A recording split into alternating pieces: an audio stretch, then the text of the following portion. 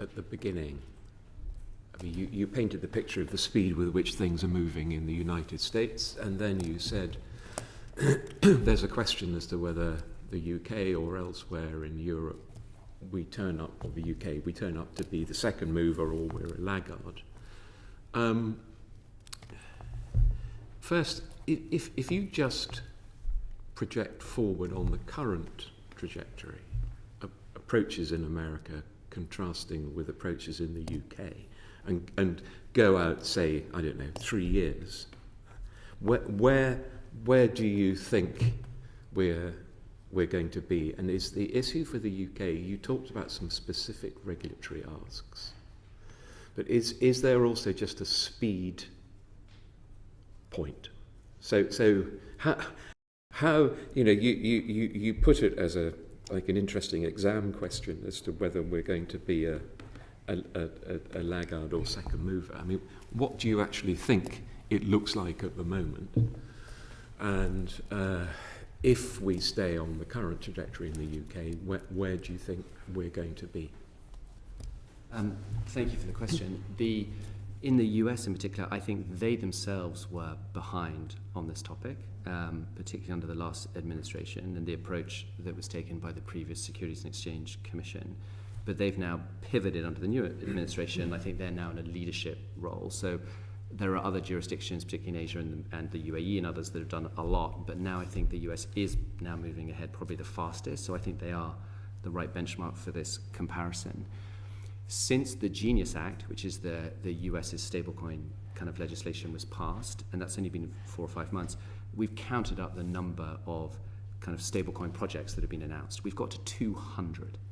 200 stablecoin projects have been announced by the biggest banks in America, Bank of America, Citi, JP Morgan, Goldman Sachs, etc., etc.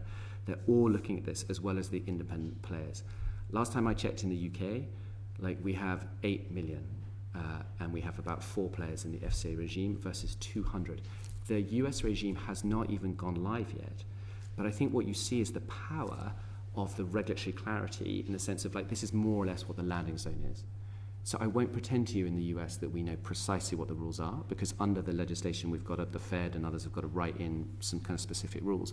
But there's an extraordinary power about knowing that this is going to be law, it's about to enter into effect, and we know roughly where that is. And there's been an explosion of activity and investment and innovation, which we're not seeing in the UK, because the rules aren't in effect in the UK, but neither have we given a clear sense of what the landing zone is. Outside of stablecoins broadly into kind of capital markets, because I think your question was broader, we are pretty sure that the SEC in the US will, in the next kind of weeks or months, effectively provide exemptive relief for multiple actors to bring tokenized equity trading projects to market, not in a sandbox, not in an experiment. This is going to be real. We're going to see the world's largest listed household names, the likes of Tesla and Nvidia and Meta and Alphabet. These are going to start to be traded 24/7 in a tokenized format. This is happening. It is genuinely going to happen. The New York Stock Exchange has said that it's going to tokenize all of their securities. BlackRock, I think the world's largest or second largest asset manager, has said they want to tokenize all their funds. So again, I want to be as clear as I can to say that in the US and in multiple other jurisdictions, we're not debating whether this is the future, whether it works, whether it's the right thing. We're talking about how to incorporate this technology into the infrastructure of financial markets. That is the debate that I think we could and should be having here in the UK, and I think will happen if we get that regulatory clarity. If I look ahead 2-3 years, even 12 months, I think we're going to see an explosion of agentic payments. I think that's clearly going to happen. I think we're going to see large scale, we're going to see potentially significant single-digit percentages of some of the world's largest stocks trading in tokenized format within 12 months, settling in stable coins or in tokenized deposits. And I think you're going to see every single one of America's largest global banks, either with a tokenized deposit or a stable coin. So this is happening, and that is why it's so important that we move ahead and we take the second mover advantage and we become a smart follower rather than just a late adopter. And what are you seeing in Europe? So in Europe, they have the markets in crypto asset regulation, and you are very familiar, of course, with the way that Europe works. They moved impressively quickly, I will say, on this topic to galvanise and to coordinate 27 member states on this topic. They've moved faster. I think we have to be honest with ourselves, faster than we have here. But we don't necessarily think that the rules are, should we say, necessarily going to lead in Europe to the flourishing of a euro-denominated stablecoin market. We are seeing, I think, it's scaling, interestingly, from 1 or 2 projects to 20 projects. So there are about 20 euro stablecoins. Société Générale, which is a big French bank, have issued a stablecoin. So things are happening, but I think there are also some elements of the MiCA regime that could be revisited, and I think will be revisited in order to stimulate more of an uptake in Europe. Then just flipping it around the other way for a moment, just from a sort of public policy point of view. Clearly what is all going on in the United States is people racing to try to get into a position ahead of everybody else, and then the benefits that you get from scale become very dominant. So how do you stop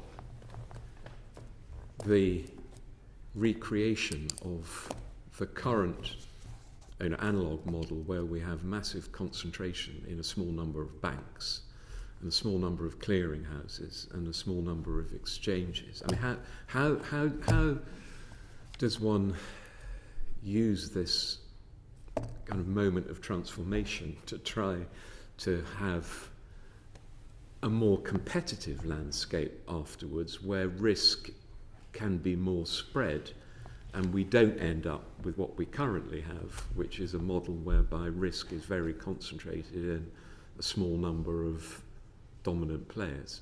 Yeah. No, happy to address that.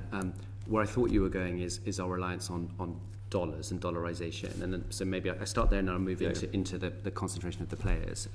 Look, I think 98% of stablecoins are dollar denominated, and there are network effects associated with that, and as more and more kind of merchants start to accept them. So Shopify, which is one of the world's largest e-commerce platforms that you can use to buy things in the UK, is now accepting stablecoins. They're accepting dollar stablecoins, etc. So we need to kind of move to get a sterling stablecoin, in place such that we can start to rebalance that, and we're hopeful that will happen. Look, we're a US company, we're very proud of USDC, but our ultimate mission is to bring people into the crypto economy, so having regulated, sterling stablecoins is something that clearly we support. You raise a really good point about concentration and competition. We are desperate to see more competition in payments. We don't think that we've seen enough competition in payments. We think it's too concentrated. The G20 asked banks to be able to process cross-border transactions for 3.5% or less. 3.5% is still extraordinarily expensive, and to get them to settle in, I think, an hour or 2 hours or something like that. Banks have not made any headway. The Financial Stability Board has rebuked them for that, and it's very clear that they're suggesting that banks should adopt some of these new types of technology. So I think these new types of technology will introduce more competition. It's kind of precisely because of that we disagree with some elements of what the FCA and the Bank of England are proposing, because you want to lower the barriers to entry. We want to see small British entrepreneurial kind of platforms that want to issue stablecoins enter into the market. It's going to be hard for them to do that if the capital requirements are sky high. And if the capital requirements are higher than what the US is going to demand, what the Europeans are going to demand. Our view and our sense is that the capital requirements are gold-plated in both regimes here. And then for the caps as well, how do you scale and kind of compete if you've got to put the caps and holding limits in place? So I think there are some elements that we should look very carefully at to ensure that we reduce the barriers to entry and we get competition. And this is about the kind of the end user, right? I mean, ultimately, stablecoins, for us, it's about democratizing access to a fair return. Right now, British people don't get a fair return on their retail deposits, and the banks don't have to pay, right? But I think stablecoin offer an extraordinarily important opportunity for British voters, British citizens, to get a fair return on the money that banks are employing, and rather than the intermediary keeping all of the money, we want that to go to the end user. And I think that's the public policy question here, which is, do we want intermediaries to capture all of the upside here, or do we actually want to have competition? We want to see